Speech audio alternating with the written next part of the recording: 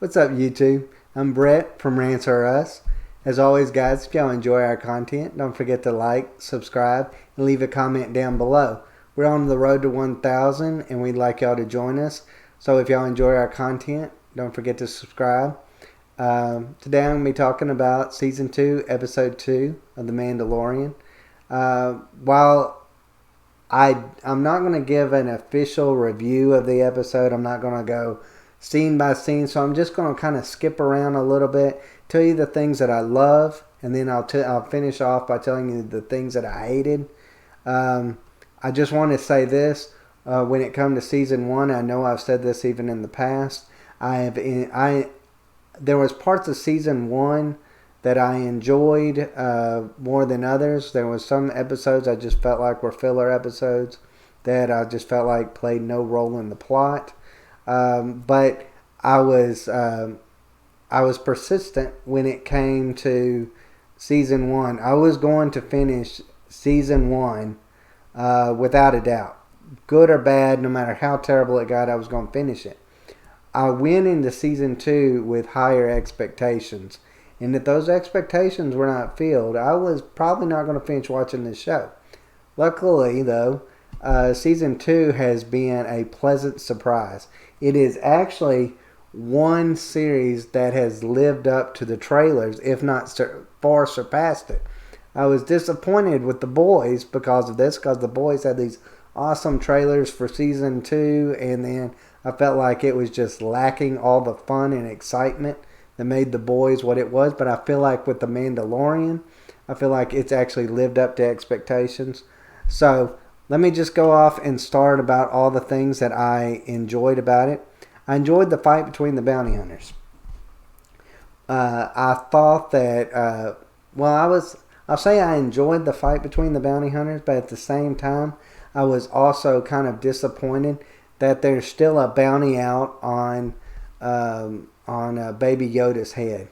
I'm disappointed by that because I felt like that was the thing that slowed down Season 1, was the fact of this babysitting and always having to worry about, somebody after Baby Yoda. Apparently Moff Gideon, I think that's his name, Moff Gideon, is still out there, trying to search for Baby Yoda, which I guess has to be expected since we saw him, at the end of Season 1, breaking out of his ship. So I guess that's to be expected.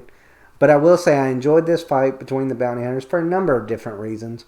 One, it actually showed, Mando's fighting skills, and it showed the love that he had for Baby Yoda. Often in this show, there is one thing that is mixed, and that's kind of the human element that we miss by not seeing Pedro Pascal's face in The Mandalorian.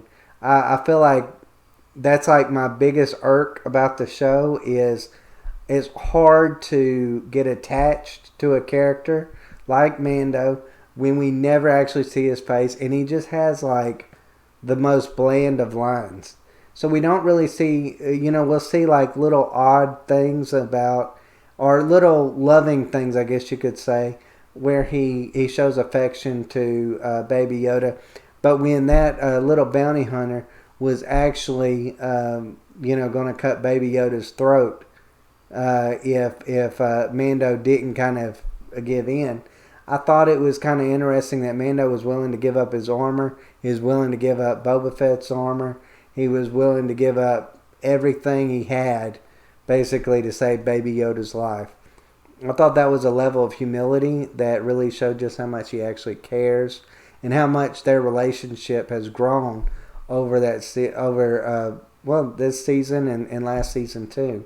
I also enjoyed the aspect of when he gives the bounty hunter the jetpack, which I don't know if this is something I can say I actually loved or I hated. I thought it was incredibly funny. But then when I got to thinking about it after the episode, I'm like, that didn't really make any sense. And I'll tell you why I think it didn't make any sense. Because he goes to, the bounty hunter, has got the throat, the knife at Baby Yoda's throat. And he's like, hey, take all this junk around here it'll be worth, the bounty that is given, which I highly doubt for Baby Yoda. Which I highly doubt it would be even half of what would have been given for Baby Yoda, as much as the Empire really wanted Baby Yoda. But anyways, he ends up giving him his jetpack, and the little guy just goes and takes off with the jetpack out into the desert. Now, one, I didn't understand. Didn't that little bounty hunter realize that Mando still had his weapons on him? Like, did he really think he was just going to wander off in the desert with a Mandalorian's jetpack and no consequences? Mando even states that fact. He even says that there's no place you can hide from me. So did he really think he was just going to allow him to go off with his jetpack? Probably not. But I thought it was funny when he hits that button and they fly off into the sky, and then you see the bounty hunter's body come flying down and takes his jetpack back. So that was a part I did actually enjoy. But like I said, I enjoyed the affection that was between Baby Yoda and Mando. I thought that really showed a lot about, like I said, how their relationship has grown. I also enjoyed Dave Filoni kind of pushing himself into the fray. Now, we all know, if you're a Marvel's fan, you'll recognize the little cameos between, Stan Lee and in the Marvel movies, which is going to be sad because now, I don't know how they're going to work it now that Stan Lee's gone. But I hope they continue to, allow him to have these little cameos even after death in Marvel, because that was his baby, just like The Mandalorian is kind of Dave Filoni's baby and Jon Favreau's baby. So, it is important for them to have their little cameos, and it's fun. It's a little fun thing that, fans can recognize them and, get a little chuckles out of it. But, so I enjoyed him as the New Republic X-Wing pilot. I enjoyed his little comments that kind of happened at the beginning of it. I didn't really understand the beacon and how they managed to find the Mandalorian anyways.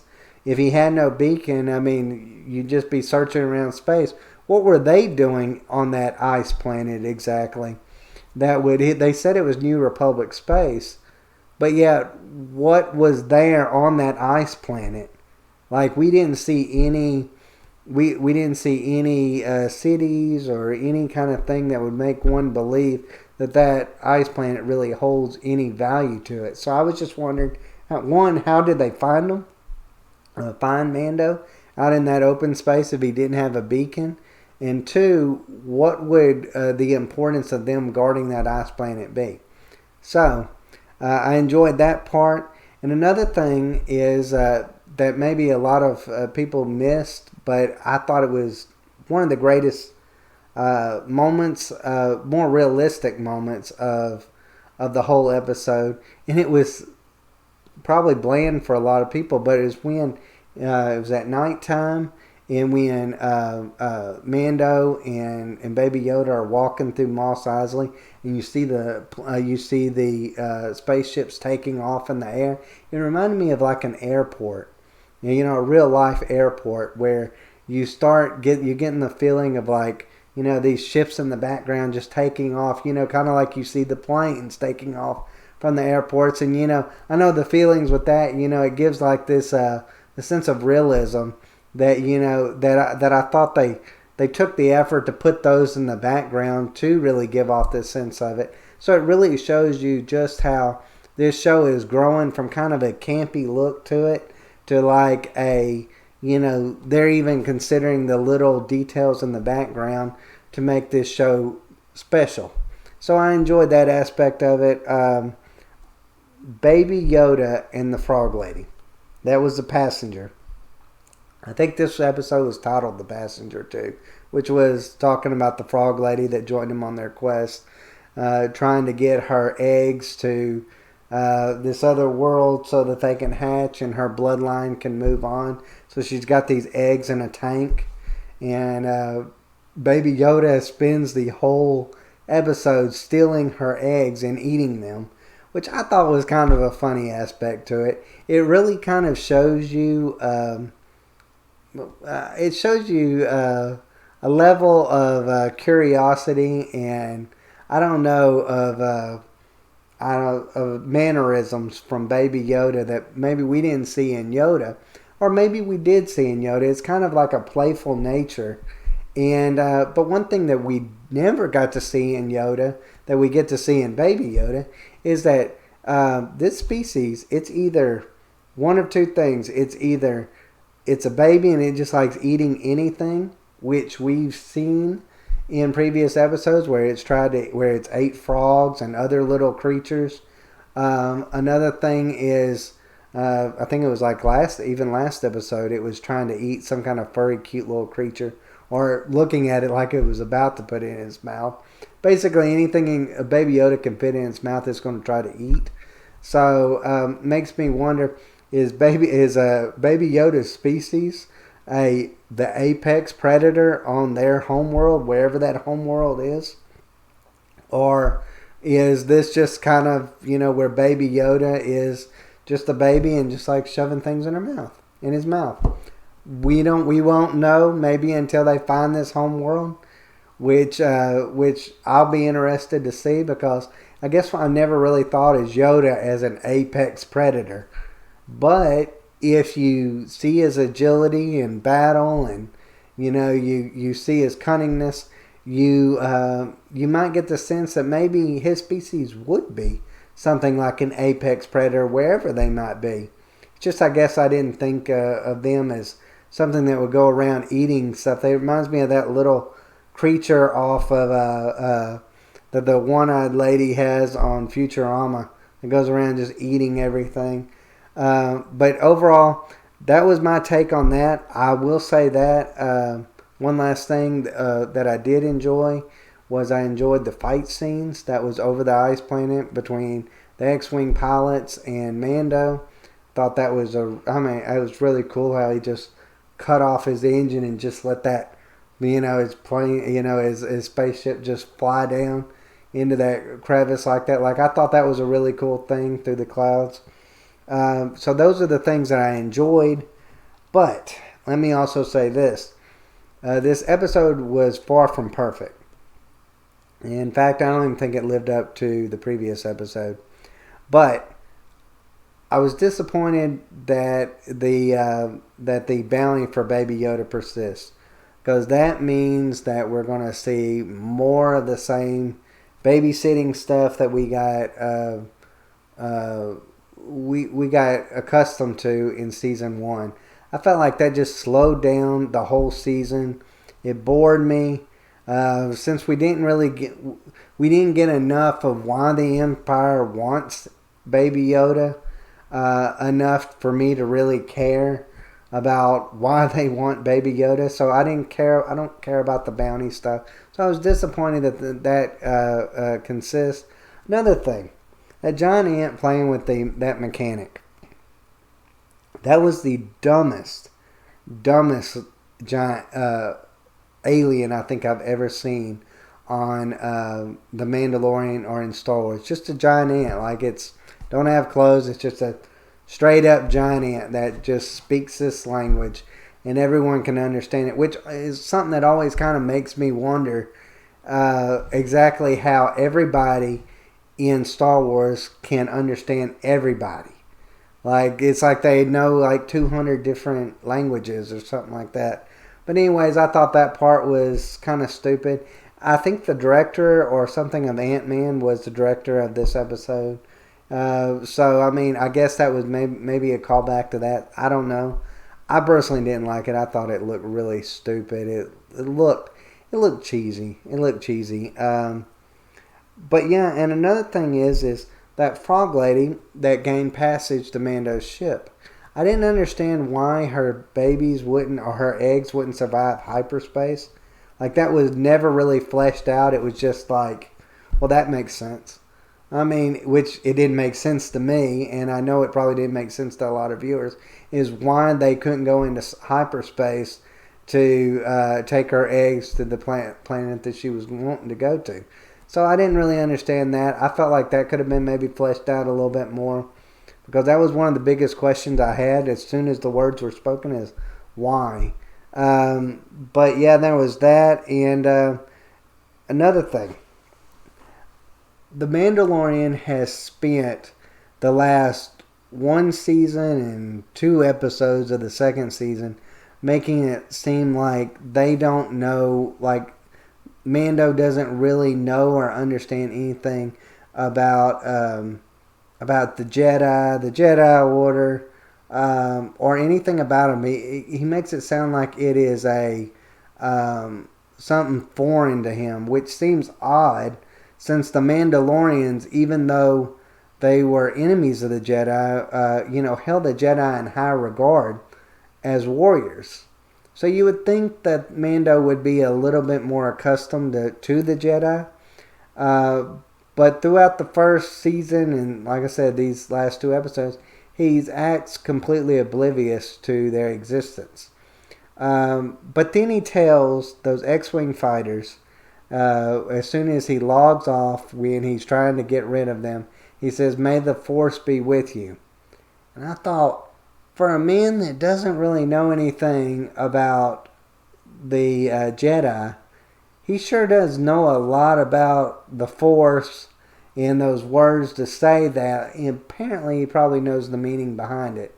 So I just thought that was kind of a strange little thing for him to say, especially from someone that has spent, basically this whole series acting like the Jedi were some kind of myth from thousands of years ago, when really, the other people knew about them from like 10 years ago. So I thought that part was a little stupid. Another thing, that frog lady, she seemed as though she was from humble beginnings, but yet somehow she was able to rewire the parts of that droid that was on that, I guess it was I forget if it was a bounty droid or what, that was on Amando's ship, to be able for her to be able to speak through it. I thought, man, that's kind of something for like a little farmer to know how to rewire some pretty, should be convoluted wirings there, for her to be able to do that, because I'm pretty sure the Mandalorian couldn't even do that. So I thought that was kind of a weird thing. I didn't personally enjoy that aspect of it, just simply because I was like, that's a little weird for her to be able to not only know how to do that, but to have the or to find the gear to be able to do that on his ship. Another thing is, Mando has spent the last season, and we're now into the second season, of him constantly being honor bound. He supposedly is so honor bound that he can't take off his helmet in front of people. But yet he was going to renege on, after crashing on that ice planet, he was going to renege from his promise and obligation to take that frog lady to her planet. So I kind of felt like that was, it was an honorless way of him doing that. Like, I felt like that kind of went against everything that his character was. And, I feel like Mando cannot afford for us to question his motives, or his beliefs, since we don't really get enough of Mando to really get a sense of who he is really as a person anyways. So I kind of felt like that just kind of spoke to his mindset, to who he is, that he's not above, he's one that will always call upon his honor, until there's times where he's like, that don't matter on that. So I kind of felt like that kind of did his character a little bit of a disservice. Another thing was those spiders. Why did it have to be spiders? Why did it have to be spiders? Like, I knew from the very beginning, I knew that there was going to be something like that. I remembered a little bit of it in our preview of the Mandalorian Season 2 trailer that we did. I'll post a link to that very episode. I mean, that very trailer review that we did here on Rants or Us, where I did say, was that a spider on the wing of his ship? I was hoping it wasn't, but apparently that's true. So at the end of the day, we had a horde of spiders that was attacking the Mandalorian. I hated that part. I'm not going to say that I hated it because it was a bad idea or anything. It's just, I just frankly hate spiders. I just didn't enjoy that part. Like, I'm like, oh, geez, why can't it be like giant scorpions or cockroaches or something like that? No, it had to be giant spiders chasing after him. Like, that just kind of gave off a really creepy feel for a children's show. When I say children's show, it's had some dark moments, but I mean, let's face it, it's on Disney Plus, so it's made for children. Let's not say that it's not. So I didn't personally like that part. Let's see, what else did I hate about this episode? Another thing. How did, after they crashed on that, after they crashed on the planet, and then they fell into that cavern, how did that frog lady know that there was going to be hot springs down there? Like, I thought she was wandering off trying to find her own way, which I thought was kind of odd in itself, that she was freezing to death on the ship, but yet she was going to go wander off into the ice world with her eggs. Like, that didn't make any sense to me. Like, what did she think was going to happen? I thought she was just going to wander off and try to find, another person to take her somewhere. But she was actually into and found a hot springs underneath this cavern, which I thought was just really, really odd. And is a really odd place for an ice spider to hatch its eggs, too. Like, I thought that was odd in itself. But that actually was, I will admit, the fight between the ice spiders and the Mandalorian on the ship and their chase scene was actually pretty cool. I did actually enjoy that part. But I did not, the Mandalorian, he used everything. He used his flamethrower, he used his guns, and the ice spiders were just coming at him. And then all of a sudden, when they go to take off and the giant spider goes and crashes on the ship and all looks doomed and is fixing to break in and kill them all, I thought it was kind of stupid that the X-Wing fighters were able to go in, or the New Republic fighters were actually able to shoot off, kill the mother spider and then kill all of his little babies, the hundreds and hundreds of them that was attacking the ships, with these little guns that are basically built like rifles, where it's just one shot and then you got to fire again and then fire again. This isn't like they had like a machine gun. They were just firing one shot at a time. So if the Mandalorian couldn't kill him off with the flamethrower, yet somehow these crackpot fighters were able to shoot their way of killing thousands of them in just like a few seconds, like, I thought that was kind of stupid. I didn't enjoy that aspect of it. And then they're like, they never explained how they exactly found them in the first place. I know they were searching for the Mandalorian. They were searching for his ship. But they never actually explained at how they actually found him after they fell into that cavern. And why they would even go searching for him at that point. They thought they had fallen into a cavern, which they probably would have died at. I didn't understand why they would even go to that problem or that extent to even try to find them in the first place. But I thought they didn't really have a good excuse for not bringing them in. They kind of did a callback to, I think it was Season 1, Episode 6, if I'm not mistaken, where the Mandalorian turned in those criminals. And they were like, well, you turned in these criminals to us, so we're just going to let you by. But we're not going to help you fix your ship. We're just going to take off into, and just leave you here. Which I thought that was kind of a douchey thing for them to do.